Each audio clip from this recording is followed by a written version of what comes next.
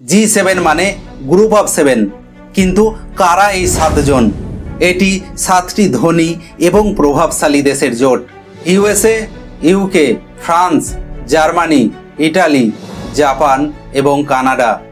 G7 তৈরি হয় 1975 সালে, যখন বিশ্ব অর্থনীতিতে টালমাটাল অবস্থা চলছিল, আর বর্তমানে এই দেশগুলোই বিশ্ব অর্থনীতির প্রায় 50% নিয়ন্ত্রণ করে।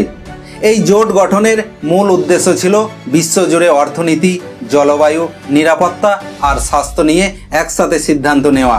রাশিয়া একসময় G7-এ ছিল, তখন নাম ছিল G8, কিন্তু 2014 সালে ইউক্রেনের ক্রিমিয়া দখলের পর রাশিয়াকে বাদ দেওয়া হয়। G7-এর সিদ্ধান্ত আজও বিশ্ব রাজনীতিতে বিশাল প্রভাব ফেলে। আপনার মতে G7 কি নিরপেক্ষ? কমেন্ট করে জানান। লাইক এবং সাবস্ক্রাইব করুন আরও তথ্যমূলক ভিডিও পাওয়ার জন্য।